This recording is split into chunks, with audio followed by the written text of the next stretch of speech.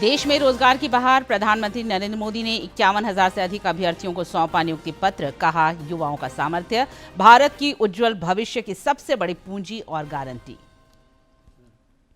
रांची और धनबाद में रोजगार मेला। रक्षा राज्य मंत्री संजय सेठ ने युवाओं को बताया विकसित भारत का ब्रांड एम्बेसडर। केंद्रीय राज्य मंत्री डॉक्टर राजभूषण चौधरी धनबाद में हुए शामिल। राज्यपाल ने निजी क्षेत्रों की भागीदारी से स्वास्थ्य सेवाओं के विस्तार पर दिया जोर। पर्यटन मंत्री और वित्त मंत्री का पलामू को आदर्श पर्यटक स्थल के रूप में विकसित करने का संकल्प। राज्य के कई हिस्सों में 15 जुलाई तक तेज बारिश का पूर्वानुमान। 16 से कमी के आसार। अब तक सामान्य से 64% अधिक वर्षा। देवघर, गोड्डा, पाकुड़ और साहिबगंज में कम बारिश।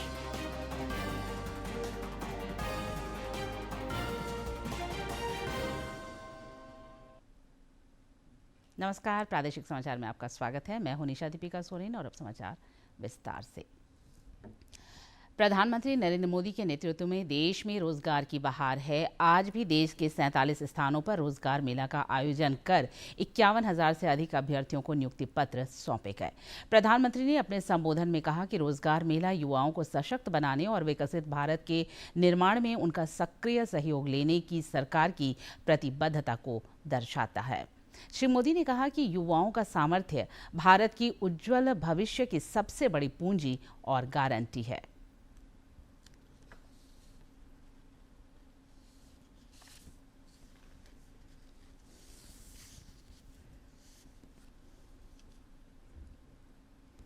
आज दुनिया मान रही है कि भारत के पास दो असीमित शक्तियां हैं।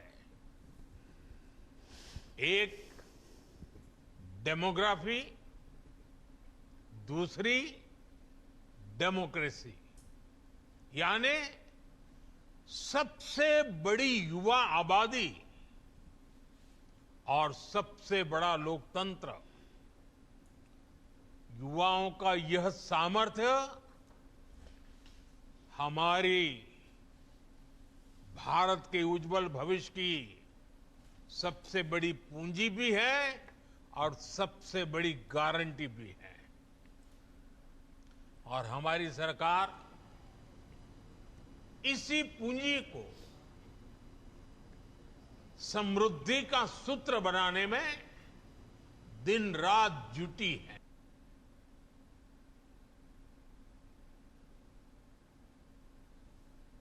केंद्र सरकार की पहल पर रांची में आयोजित रोजगार मेला के दौरान 172 अभ्यर्थियों को नियुक्ति पत्र सौंपे गए।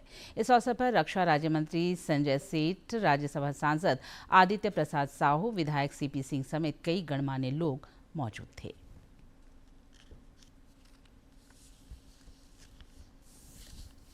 केंद्र सरकार की ओर से रोजगार मेला का आयोजन कर रेलवे समेत केंद्रीय संस्थाओं में चयनित 51,000 युवाओं को नियुक्ति पत्र सौंपा गया, जिनमें झारखंड के 172 अभ्यर्थी शामिल हैं।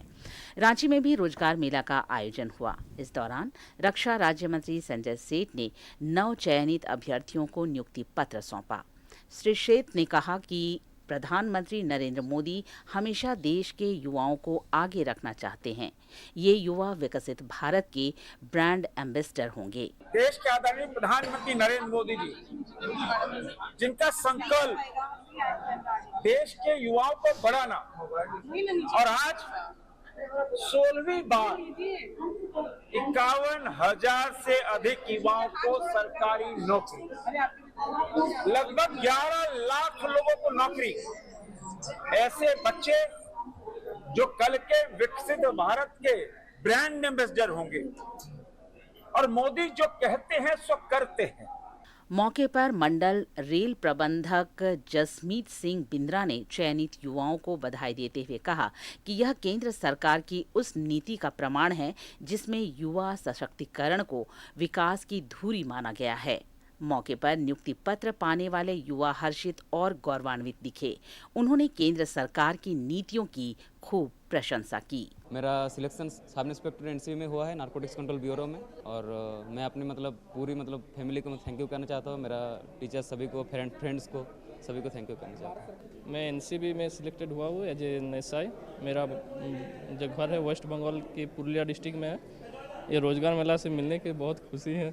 और मेरा SSC MTS SI ministry of culture में हुआ है।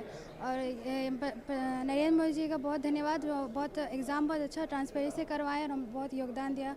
मुझे सब इंस्पेक्टर की पोस्ट के लिए मिला है नारकोटिक्स कंट्रोल ब्यूरो में। और ये जो रोजगार मेला उन्होंने लगाया है, फिजिकली अटेंड करके काफ़ी अच्छा एक्सपीरियंस हुआ। मैं झारखंड हजारीबाग का हूँ। मेरा selection sub inspector narcotics control bureau में हुआ है और ये जो प्रोसेस था वो बहुत सरल और पारदर्शी था। इस कारण से मैं सारे गवर्नमेंट एम्प्लॉयज़ ऐसे एसएससी और पूरे मंत्रिमंडल और खासकर प्रधानमंत्री मोदी को ये ट्रांसपेरेंसी लाने के लिए मैं उन्हें बहुत बहुत धन्यवाद देना चाहता हूँ। केंद्र सरकार की ओर से रांची समेत देश के 47 स्थानों पर रोजगार मेला आयोजित हुआ। केंद्र सरकार रोजगार मेले के माध्यम से अब तक करीब 11 लाख से अधिक युवाओं को नौकरी दे चुकी है, जो विकसित भारत की तरफ एक बड़ा कदम है। डीडी न्यूज के लिए रांची से सहयोगी विकास के साथ अवधेश गौतम और प्रणय प्रबोध की रिपोर्ट। रांची में आयोजित रोजगार मेले का आकर्षण छत्तीसगढ़ के जशपुर के एक छोटे से गांव करादेरी का एक युवा रहा, जिसने नेत्रहीन होने के बावजूद सभी बाधाओं को मात देते हुए संस्कृति मंत्रालय के आर्कियोलॉजिकल सर्वे ऑफ इंडिया में अपनी नौकरी पक्की की। रांची में आज आयोजित रोजगार मेले में उस समय सभी की निगाहें एक खास युवक की ओर मुड़ गई और फटी आंखों से एकटक उसे ही देखते रह गए जब वह होनहार केंद्रीय रक्षा राज्य मंत्री के हाथों अपना नियुक्ति पत्र पाने मंच की ओर बढ़ा। यह युवा खास है इसलिए नहीं कि वह कोई स्टार है या उसने कोई बड़ा मुकाम हासिल किया है, बल्कि इसलिए कि हजार बाधाओं को चीरते हुए वह आज इस मंच तक पहुंचा है। दरअसल यह युवा, जिसका नाम विवेक भगत है, यह नेत्रहीन है। गांव के कुछ युवाओं को सरकारी नौकरी हासिल करता देख यह भी उस मुकाम को पाने के लिए व्याकुल हो उठा और आखिरकार आज वह अपना वाजिब हक पाकर ही माना। मैं माननीय प्रधानमंत्री श्री नरेंद्र मोदी जी को इसका पूरा श्रेय देना चाहता हूँ कि उनने इतना अच्छा कार्यक्रम किया है। काफ़ी दिनों से इसकी प्रतीक्षा कर रहा था कि कब मुझे इस मौका मिलेगा इस कार्यक्रम में आने का। पिताजी खेती करते हैं और मम्मी मेरी हाउसवाइफ है और मेरी 3 छोटी बहन हैं। विवेक प्रधानमंत्री नरेंद्र मोदी के फैन हैं। वे कहते हैं कि प्रधानमंत्री मोदी से उन्हें काफी प्रेरणा और जीवन में आगे बढ़ने का हौसला मिला है। मैं बहुत अच्छा श्री नरेंद्र मोदी जी के इस कार्यक्रम रोजगार मेला से मुझे बहुत खुशी मिली है। विवेक के पिता दिलीप भगत ने भी विवेक का खूब हौसला बढ़ाया और उन्हें कभी कमजोर पड़ने नहीं दिया। उनके पैर और उनकी हैसियत कमजोर होने के बावजूद उन्होंने विवेक को ब्रेल लिपि से पढ़ाई करने कई बड़े शहरों में भेजा। रोजगार मेले में दिलीप अकेले ऐसे पिता थे जो नियुक्ति पत्र लेने मंच तक बेटे के साथ गए। उनकी खुशी उनकी आंखों से छलक रही थी। ब्रेल लिपि से पढ़ाया है, 12 क्लास तक वहाँ ग्वालियर में पढ़ा। उसके बाद में अभी पिछले साल कॉलेज के लिए मैं लखनऊ भेजा मैंने। विवेक मिसाल है उन युवाओं के लिए जो हालात का बहाना करते हैं। नेत्रहीन होने के बावजूद विवेक ने लाखों युवाओं को उम्मीद की रोशनी दी है। डीडी न्यूज के लिए रांची से अवधेश गौतम की रिपोर्ट। धनबाद के रेलवे ऑडिटोरियम में भी रोजगार मेला के तहत सफल अभ्यर्थियों को नियुक्ति पत्र प्रदान किए गए। इस मौके पर केंद्रीय राज्य मंत्री डॉक्टर राजभूषण चौधरी समेत कई गणमान्य लोग मौजूद थे। धनबाद में रोजगार मेला के दौरान 143 अभ्यर्थियों को नियुक्ति पत्र मिला। इस मौके पर विशेष रूप से मौजूद केंद्रीय जल शक्ति राज्य मंत्री डॉक्टर राजभूषण चौधरी ने सबों को बधाई और शुभकामनाएं दी। उन्होंने कहा कि युवाओं के रोजगार को लेकर केंद्र सरकार संवेदनशील और गंभीर है। तो वैसे सिलेक्टेड युवाओं को बहुत बहुत बधाई देना चाहता हूं और देश के यशस्वी प्रधानमंत्री नरेंद्र मोदी जी का आभार व्यक्त करना चाहता हूं कि उन्होंने इतने अच्छे ढंग से देश के युवाओं को रोजगार देने का काम किया, लोगों को आगे बढ़ाने में और विकसित भारत बनाने के रास्ते में उनको आगे लाने का काम किया। सांसद ढुलू महतो ने कहा कि वंचित वर्गों का उत्थान केंद्र सरकार की प्राथमिकता है। विभिन्न कल्याणकारी योजनाओं से लोगों को आगे बढ़ने का अवसर उपलब्ध कराया जा रहा है। जितने भी मंत्रिमंडल में विभाग है, जितने मंत्रिमंडल है, उनके हर विभाग के द्वारा रोजगार का कैसे सृजन हो, कैसे रोजगार मिले, कैसे युवा आगे बढ़े, कैसे युवा मजबूत हो, इस पर विशेष रूप से ध्यान है। वहीं स्थानीय विधायक राज सिन्हा ने कहा कि प्रधानमंत्री नरेंद्र मोदी ने युवाओं को रोजगार उपलब्ध कराने का भागीरथ अभियान शुरू किया है, जो प्रशंसनीय है। हमारे विभाग के अधिकारी भी और युवा भी आज के दिन में सचेत हो रहे हैं और खास करके हमारे प्रधानमंत्री जी ने अपील भी किया है युवाओं से, और हम सब मिलकर के इस पोर्टल से युवाओं को जोड़ने के लिए लगातार हम लोग प्रयत्न भी कर रहे हैं। जगह जगह कैंप भी लग रहे हैं, युवाओं को इस दिशा में प्रेरित भी किया जा रहा है। इस मौके पर विधायक मथुरा प्रसाद महतो और डीआरएम समेत कई रेल अधिकारी मौजूद रहे। धनबाद से अजय सिन्हा की रिपोर्ट। राज्यपाल संतोष कुमार गंगवार ने आज रांची में कैंसर समिट का उद्घाटन किया और निजी क्षेत्रों की भागीदारी से राज्य में चिकित्सा सेवाओं में सुधार और विस्तार पर जोर दिया। उन्होंने कहा कि कैंसर की लड़ाई केवल चिकित्सा ही नहीं, संवेदना और सामूहिक उत्तरदायित्व की भी जंग है। राज्यपाल ने कहा कि झारखंड जैसे राज्यों में ग्रामीण क्षेत्रों में स्वास्थ्य सेवाएं अब भी बड़ी चुनौती है। दूरदराज के इलाकों में कैंसर जैसी बीमारियों की समय पर पहचान और समुचित उपचार के लिए समर्पित प्रयास अत्यंत आवश्यक है। श्री गंगवार ने आयुष्मान भारत योजना को क्रांतिकारी कदम बताते हुए कहा कि प्रधानमंत्री नरेंद्र मोदी के प्रयासों से देश में निःशुल्क और गुणवत्तापूर्ण इलाज प्रदान करने का मार्ग प्रशस्त हुआ है।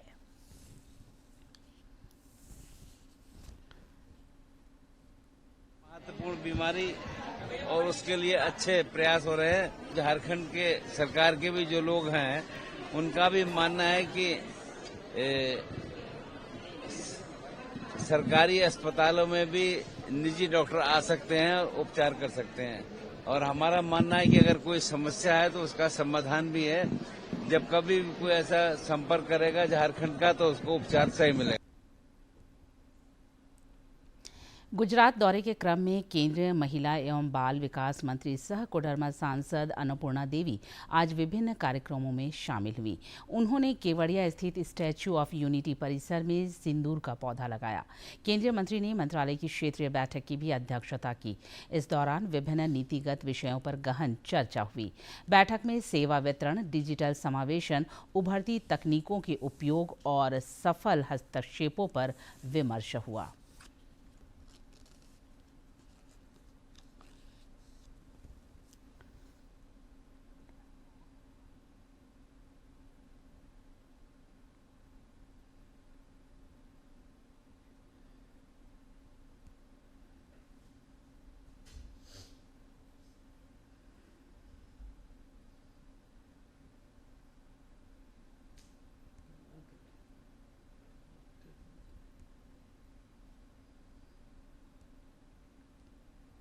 पर्यटन मंत्री सुदिव्य कुमार और वित्त मंत्री राधाकृष्ण किशोर की उपस्थिति में रांची में आज पर्यटन विकास से जुड़े विषयों पर बैठक हुई।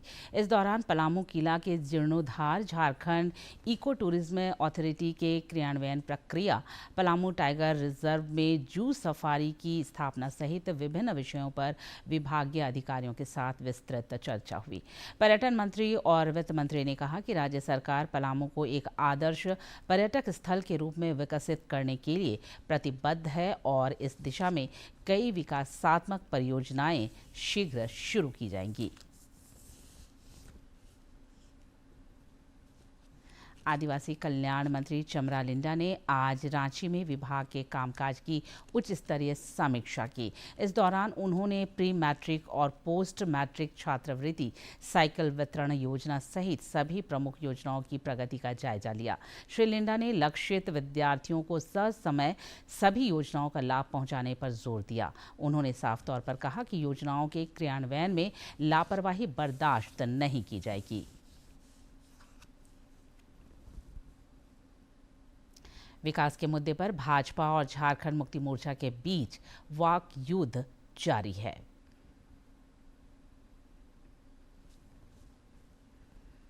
भाजपा के प्रदेश प्रवक्ता प्रतुलनाथ शाहदेव ने राज्य की मौजूदा हेमंत सोरेन सरकार पर तीखा प्रहार किया है। उन्होंने खूंटी में पुल टूटने और उसके बाद विषम परिस्थितियों में आवागमन पर चिंता जताते हुए सरकार पर उदासीनता का आरोप लगाया। देखिए, हेमंत सरकार में भ्रष्टाचार चरम पर है। लगातार इस बारिश के दौर में ये खबरें आ रही हैं, पुल ढह जा रहा है। अब तो हद हो गई साहब। ये नेशनल हाईवे पे बना हुआ, ये खूंटी सिमडेगा को जोड़ने वाला, महाराष्ट्र को जोड़ने वाला, उड़ीसा को जोड़ने वाला पुल ध्वस्त हो जाता है। इधर झामुमो के प्रवक्ता मनोज पांडे ने भाजपा के आरोपों को निराधार बताते हुए कहा कि सरकार विकास और जन कल्याण के प्रति संवेदनशील है। एक संवेदनशील मुख्यमंत्री झारखंड को मिला है और इन मुद्दों पर त्वरित कार्रवाई होती है। विभाग पूरी तरह से लगा हुआ है। बहुत जल्द एक वैकल्पिक व्यवस्था देखने को मिली। विकास पर यह तकरार के अपने मायने हो सकते हैं। आवश्यकता है जनता को मूलभूत सुविधाएं मिले ताकि उनकी जिंदगी आसान हो। ब्यूरो की रिपोर्ट। धनबाद दौरे के क्रम में केंद्रीय जल शक्ति राज्य मंत्री doctor Rajbhushan Chaudhary circuit house में मीडिया से मुखातिब हुए। इस दौरान उन्होंने आरोप लगाया कि विपक्ष जनता को गुमराह कर रहा है। श्री चौधरी ने बिहार में मतदाता पुनरीक्षण कार्य को लेकर राजनीति के मंच पर जारी घमासान पर कहा कि सीए और एनआरसी पर भी विपक्ष ने भय और भ्रम फैलाने का प्रयास किया था, जिसे जनता समझ चुकी है। विपक्ष के पास कोई मुद्दा नहीं है, इसीलिए विपक्ष भय और भ्रम फैलाने का काम कर रही है। आप सब जानते हैं कि जिस तरह से सीए और एनआरसी के समय भी लोगों ने भ्रम फैलाने का काम किया कि लोगों को डिटेंशन सेंटर में डाला जाएगा, लोगों को देश से बाहर निकाल दिया जाएगा, गरीब पिछड़ा दलित को। तो आपने देखा कि किस तरह से किसी को देश से बाहर नहीं निकाला गया, किसी को डिटेंशन सेंटर में नहीं डाला गया। तो इस तरह का ये जो भय और भ्रम का माहौल पैदा कर रहे हैं, जनता इनको आने वाले चुनाव में जवाब देगी। राष्ट्रीय अनुसूचित जनजाति आयोग के पदाधिकारियों के साथ आयोग की सदस्य आशा लकड़ा ने रांची अंतर्गत कांके की नगरी में रिम्स 2 के प्रस्तावित निर्माण स्थल का निरीक्षण किया। इस दौरान उन्होंने रैयतों से मिलकर उनका पक्ष जाना। गौरतलब है कि स्थानीय लोग और ग्रामीण कृषि भूमि पर रिम्स 2 निर्माण का विरोध कर रहे हैं। उन्होंने राज्यपाल को भी इस मुद्दे से अवगत कराया है। पिछले दिनों उन्होंने सड़क पर धान का बिचड़ा गिराकर विरोध भी जताया था।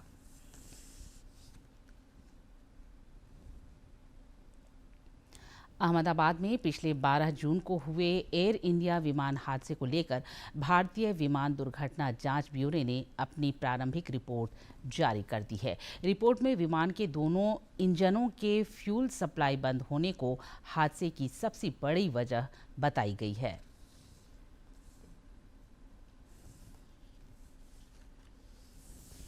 इस रिपोर्ट की अगर बात की जाए तो इसमें कई चौंकाने वाले तथ्य सामने आए हैं। रिपोर्ट में दुर्घटना का सबसे बड़ा कारण विमान के दोनों इंजनों में फ्यूल की सप्लाई बंद होना बताया गया है।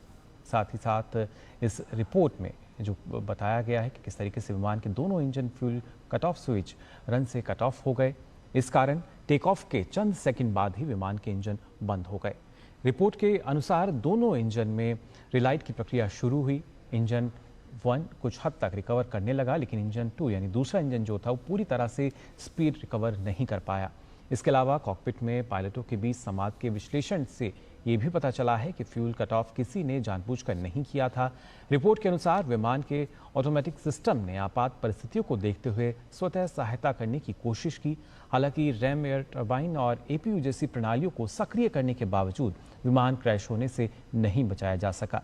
जांच में इस बात के कोई संकेत नहीं मिले हैं कि विमान के रास्ते में कोई पक्षी थे। इससे स्पष्ट होता है कि बर्ड हिट इस दुर्घटना का कारण नहीं था। एआईपी के अनुसार दुर्घटना स्थल पर ड्रोन फोटोग्राफी और वीडियोग्राफी कर ली गई है और मलबा सुरक्षित जगह रखा गया है ताकि आगे की तकनीकी जांच की जा सके। हादसे की विस्तृत जांच, विश्लेषण और साक्ष्य संग्रह अभी भी जारी है, इसलिए अंतिम निष्कर्ष सामने नहीं आया है। भ्रष्टाचार निरोधक ब्यूरो एसीबी आजकल एक्शन मोड में है। धनबाद एसीबी की टीम ने कल जहां गिरिडीह से एक रिश्वतखोर को गिरफ्तार किया था, वहीं आज जमशेदपुर एसीबी की टीम ने सरायकेला खरसावां के चांडिल अनुमंडल अंतर्गत अंचल कार्यालय में पदस्थापित राजस्व कर्मचारी शनि बर्मन को 10,000 रुपये रिश्वत लेते रंगे हाथों गिरफ्तार किया है। इस कर्मचारी पर ऑनलाइन पंजी में नाम दर्ज कराने के एवज में रिश्वत मांगने का आरोप है। एसीबी की टीम आरोपी राजस्व कर्मचारी को जमशेदपुर ले गई। हजारीबाग जिला के चरही थाना में पदस्थापित गश्ती दल के जवान रमाशंकर पांडे की सड़क दुर्घटना में मौत हो गई। हजारीबाग के सदर अनुमंडल पुलिस पदाधिकारी अमित आनंद ने बताया कि संदिग्ध ट्रक का पीछा करने के दौरान वे मांडू थाना क्षेत्र में एक तेज रफ्तार कंटेनर की चपेट में आ गए, जिससे यह हादसा हुआ।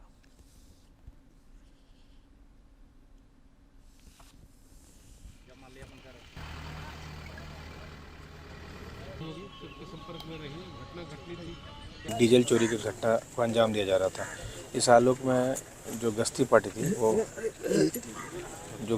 था वो वहाँ पे गया, क्योंकि रास्ता ब्लॉक था तो वो गाड़ी डिवाइडर पर चढ़ा के भागने का प्रयास किया, बट वो गाड़ी फंस गई। उसी क्रम में जब उस गाड़ी को सिक्योर करने के लिए मांडू पुलिस के गश्ती दल एवं हमारे चरही पुलिस के गश्ती दल ने उस गाड़ी को सिक्योर किया, तभी अचानक से पीछे से आके एक ट्रेलर गाड़ी अपना नियंत्रण खो बैठा और जिस क्रम में रमाशंकर पांडे जी की मृत्यु हो गई। और अब कुछ खबर राज्य के विभिन्न जिलों से फटाफट अंदाज में।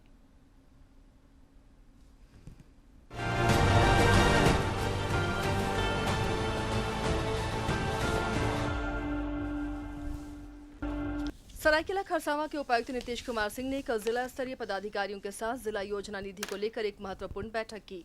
इस दौरान वर्ष 2025-26 में इसके तहत स्थानीय आवश्यकताओं के अनुरूप बुनियादी सुविधाओं के विस्तार, अधिसंरचना विकास समेत अन्य बिंदुओं पर विस्तृत चर्चा हुई। पूर्वी सिंहभूम के उपायुक्त कर्ण सत्यार्थी ने समाहरणालय सभागार में राजनीतिक दलों के प्रतिनिधियों के साथ बैठक की।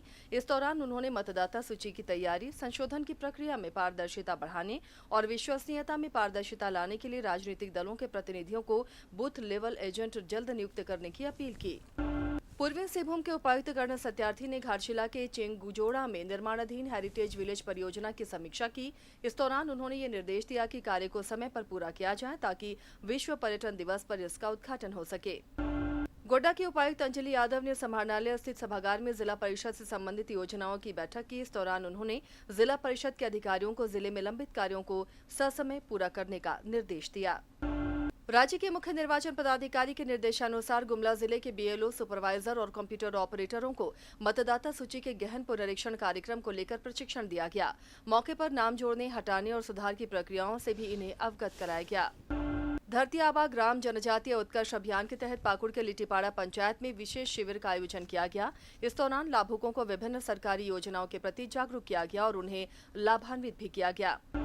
राज्य में बिरसा हरित ग्राम योजना के तहत आम बागवानी सफलता के नए आयाम गढ़ रही है।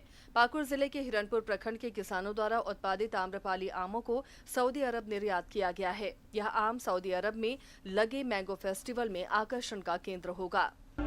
गिरिडीह के उपायुक्त रामनिवास यादव ने भी अपने कार्यालय प्रकोष्ठ में जनता दरबार आयोजित कर लोगों की समस्याओं को सुना। इस दौरान उन्होंने दर्जनों शिकायतों के लिए प्राप्त आवेदनों को संबंधित अधिकारियों को अग्रसारित करते हुए यथोचित कार्रवाई के निर्देश दिए। बोकारो के पिटरवार के कथारा चलकरी के बीच दामोदर नदी पर बने पुल के क्षतिग्रस्त होने की सूचना के बाद अधिकारियों ने इसका जायजा लिया। फिलहाल यहां बड़े वाहनों के प्रवेश पर रोक लगा दी गई है और पैदल या दोपहिया वाहन से ही लोग इस पुल पर आवाजाही कर सकते हैं।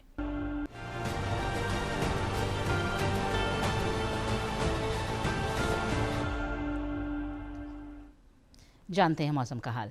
राज्य के कई क्षेत्रों में 15 जुलाई तक भारी बारिश का पूर्वानुमान है, जिसके लिए मौसम विज्ञान केंद्र ने येलो अलर्ट जारी किया है। इस अवधि में आंधी और वज्रपात की भी आशंका है। पिछले 24 घंटे के दौरान हालांकि मानसून कमजोर रहा और इस दौरान गढ़वा में सर्वाधिक 62.5 मिलीमीटर बारिश रिकॉर्ड की गई। मौसम विज्ञान केंद्र से प्राप्त आंकड़ों के मुताबिक राज्य में अब तक सामान्य से 64% अधिक बारिश हुई है।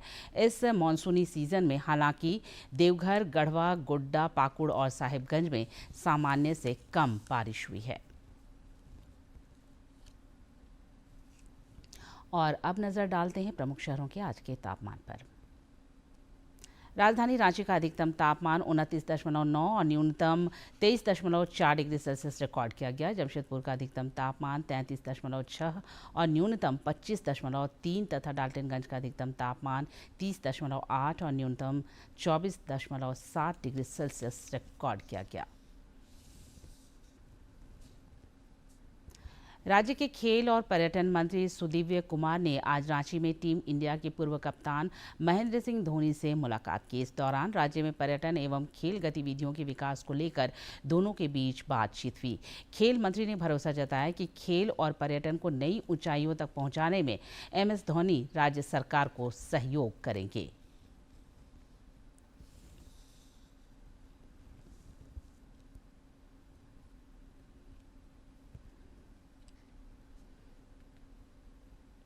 अगर हौसला बुलंद हो तो हर मुश्किल आसान हो जाती है। इस कहावत को चरितार्थ कर रही हैं चतरा जिले के सुदूरवर्ती गांव मरमदिरी की छात्राएं। ये छात्राएं सुविधा के अभाव में भी सपनों को उड़ान देने के लिए पूरे हिम्मत और जज्बे के साथ कीचड़ में सनकर खुद को निखार रही हैं। इनके लिए कबड्डी महज खेल नहीं बल्कि सुनहरे भविष्य का आधार बनता नजर आ रहा है। चतरा जिले के सिमरिया प्रखंड के सुदूरवर्ती गांव मरमदिरी की छात्राएं बुलंद हौसलों की बदौलत अभाव में संभावनाओं की तलाश करती नजर आ रही हैं। उत्क्रमित उच्च विद्यालय मरमदिरी की छात्राओं का जज्बा कबड्डी के प्रति देखते ही बन रहा है। छात्रा रिया कुमारी ने कहा कि उनकी कबड्डी के प्रति खास रुचि है और वो अब तक 4 बार राष्ट्रीय स्तर पर खेल चुकी हैं। में बहुत अच्छा कबड्डी चलता है, तो बनारस से यहाँ पे मतलब हम लोग को सिखाते थे। उसके आगे वही हम लोग का स्टेट लेवल तक लेके गए। उनके बाद हमारा सामना हमारे अभी जो वर्तमान में कोच हैं भैया, मतलब हम लोग भैया बोलते हैं उनको, उनसे ये हुआ तो वो और हम लोग को सिखाए और आगे तक हम लोगों को खिलवाए। अभी भी वो अच्छा खिला रहे हैं। छात्रा श्रेया कुमारी ने कहा कि कोच निर्भय कुमार उन्हें गांव में कबड्डी का प्रशिक्षण दे रहे हैं और इस दौरान उन्होंने राष्ट्रीय प्रतिस्पर्धा में भी भाग लिया है। हम लोग के स्कूल में है जो फिजिकल टीचर नहीं है, हम लोग के स्कूल में, पर हिंदी के टीचर थे, वही हम लोग के सिखाना स्टार्ट किए। वहीं छात्रा अन्नू कुमार ने कहा कि गांव में ही कबड्डी का प्रशिक्षण प्राप्त कर उन्होंने कई राज्य स्तरीय और राष्ट्रीय स्तर के कबड्डी प्रतियोगिताओं में भाग लिया है। अंडर 14 में 2 बार नेशनल खेले, फिर सब जूनियर एक बार खेले नेशनल, स्टेट में फिर सेकंड लाए थे। कोच निर्भय कुमार ने कहा कि छात्राओं ने 1 साल में 34 राष्ट्रीय कबड्डी। और अंत में मुख्य समाचार एक बार फिर।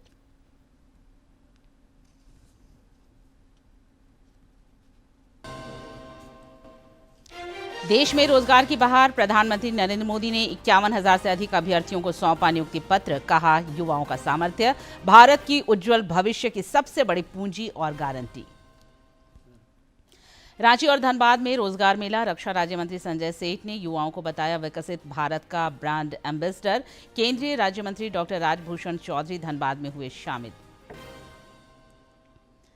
राज्यपाल ने निजी क्षेत्रों की भागीदारी से स्वास्थ्य सेवाओं के विस्तार पर दिया जोर। पर्यटन मंत्री और वित्त मंत्री का पलामू को आदर्श पर्यटक स्थल के रूप में विकसित करने का संकल्प।